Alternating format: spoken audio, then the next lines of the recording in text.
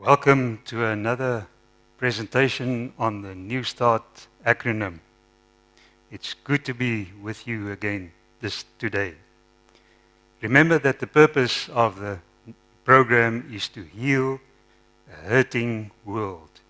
Today we will discuss the first T, which stands for temperance.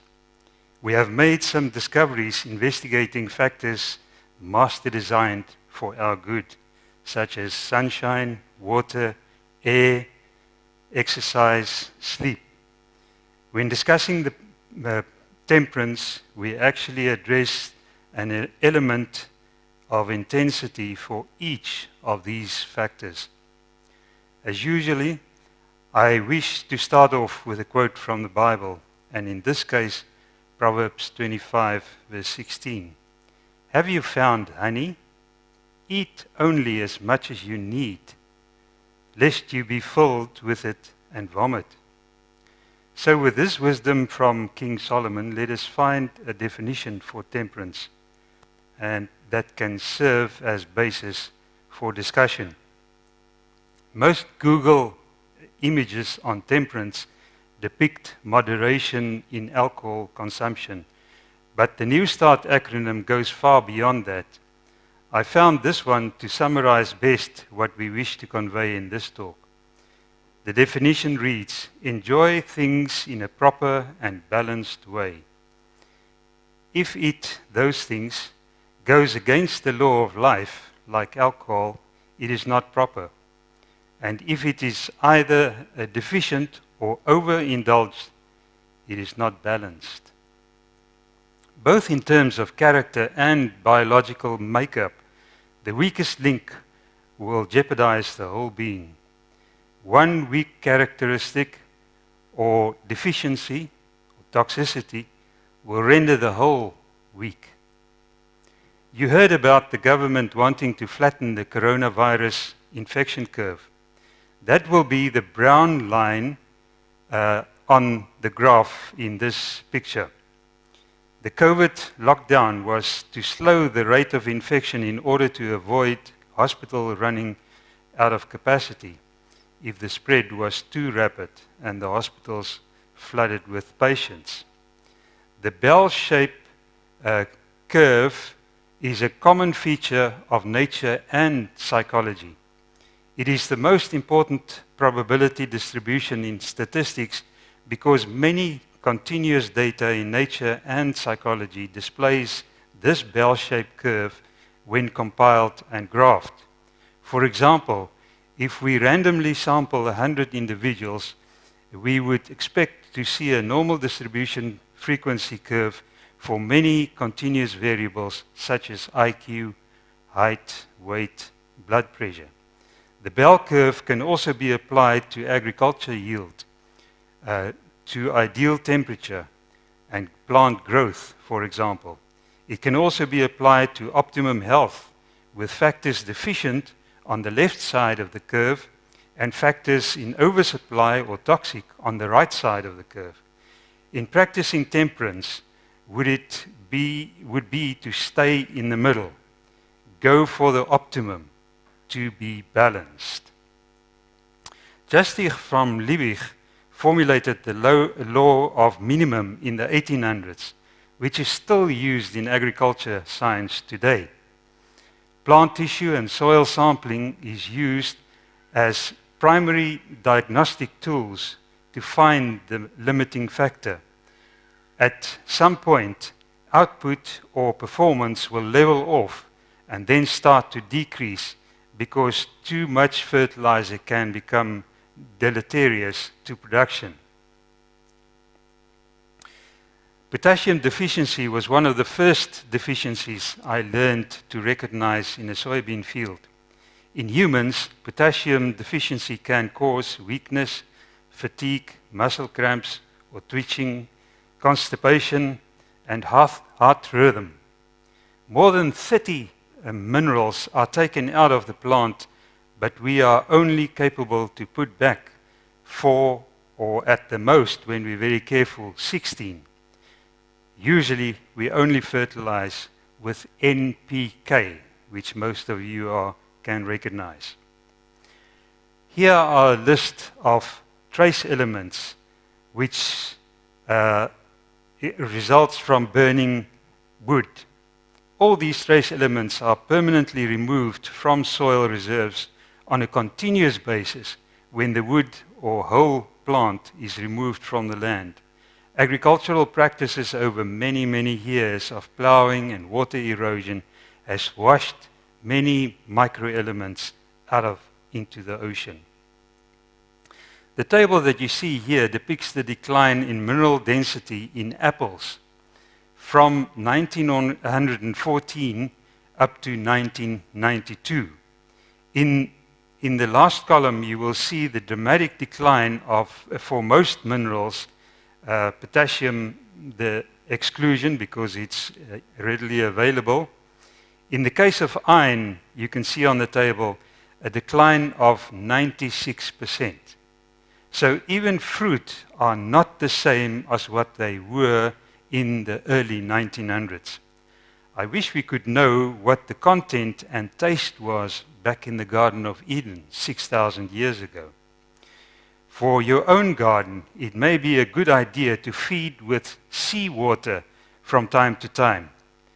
The high sodium content is unfortunately a problem.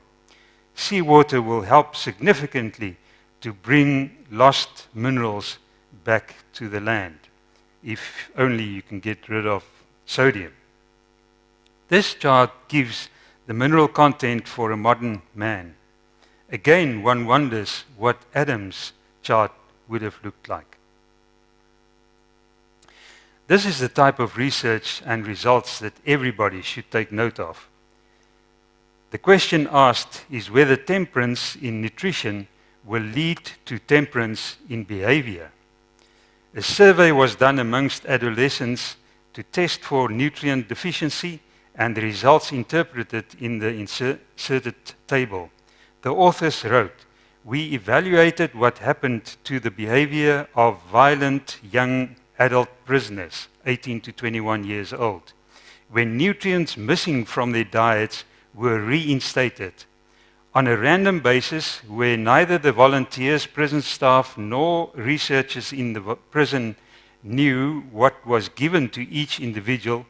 231 volunteers were given either a placebo or active content capsules containing broadly the daily requirement of vitamins, minerals, and essential fatty acids. The number of proven offenses committed by each prisoner was monitored before and while taking the supplements. The results was that those consuming active supplements for at least 2 weeks recorded a 37% decrease in the most serious offenses, such as violence. These findings have been repeated by the Dutch Ministry of Justice. Their double-blind study reported a 48% difference between groups. If these studies are widely replicated, and they really need to be, we may have a simple and humane means to help reduce and prevent a significant proportion of violence, antisocial behavior, and suffering in our society. Our study shows that simply ensuring prisoners consumed the United Kingdom government reference nutrient intake, their behavior would improve significantly. An intriguing aspect of this is that diets of the prisoners were typically better than those consumed by their disadvantaged counterparts in the community, but a significant effect was still observed. Conceivably, if this were rolled out to disadvantaged people consuming poor diets in the community at large, it might help to improve behavior in society. There are already studies that suggest that providing a better diet to young children would prevent significant proportion of antisocial behavior. This is a graph that depicts the average refined sugar consumption per age bracket for American young people in the orange. The recommended intake is in blue. Too much refined sugar can increase inflammation throughout your body, including your gut. And research has shown that gut inflammation contributes to mood disorders, including anxiety and depression. A sugar high will call for insulin, and the result, removal from the blood, may in turn lead to hypoglycemia. It is then when the condition for violence is created in the individual. Poor refined sugar also blocks vitamin D functionality. In contrast to this is depicted in this slide. I was amazed to see the speed and the endurance of cane cutters, knowing that their staple diet is stalk cane with high sugar. Thinking about it made me rationalize that it is okay for them to chew cane because their work is quite energy demanding, so they do need more calories per day than an average man on the street. However, there's another factor that we need to take into consideration. Chewing the cane also gives them the vitamins, the phytochemicals, the minerals that comes with the sucrose. So it's not empty calories they consume. Well, the impact of this habit on their health was investigated. It was found that the teeth of cane workers chewing cane were in a better condition than the average. It was found that cane juice contains a factor, possibly molybdenum, that protects against tooth decay. Among the Zulu and Pandu cane cutters in the KZN who chew a great deal of sugarcane, diabetes is virtually unknown. But in contrast, very high concentration, correlation has been made between death from diabetes and consumption of refined sugar. So it appears once again that man has messed up what nature had to offer. This is yet another testimony for advocating whole food rather than processed and refined food. There exists an old traditional proverb coming from the Indian continent which reads, "When diet is wrong, medicine is of no use. When diet is correct, medicine is of no need." Let food be your medicine. Here are some examples of food that we know is good for specific ailments, such as high blood pressure or prostate health. On the expanded talk, I have included charts for natural painkillers, cancer-fighting food, etc. I don't have time for it here. Let me illustrate the consequence to an imbalance by using our vulnerability to the virus that is currently a pandemic worldwide. The current COVID-19 pandemic is escalating as we gradually come out of the lockdown in South Africa, with the current cold weather very much in favor of the virus. Graham Sate, a soil scientist and author of the book Nutrition Rules, has a favorite saying, "Happy soils lead to happy plants, and happy plants lead to happy people."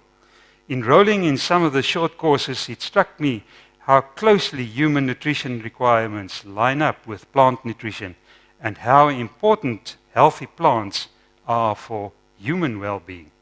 Also struck me that we actually know more about optimum plant nutrition than optimum human nutrition. The reason can perhaps be found in the reductive research done on plants, which cannot possibly be done on humans. We can, for example, move one nutrient from acutely deficient all the way to seriously toxic and record the plant response. In that way, we have learned more about most growth factors and their physiological implications in plants than what we know in humans, where we make use of population averages and contrast between health and sick as guidelines. In plants, we can model their growth and development on the computer using mathematical equations. it turns out that many of the mechanisms that plants use to protect them against diseases, so-called phytochemicals, can also help man against human diseases. One important thing to remember on this topic is that plant diseases do not carry over to humans, unlike animal diseases. So in this book, Graham Sate discusses nutrition for both plant and man.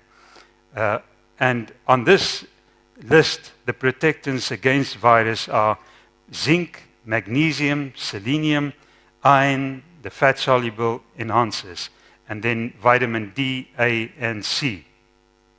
I wish to end off with a quote from Prophets and Kings, page 482.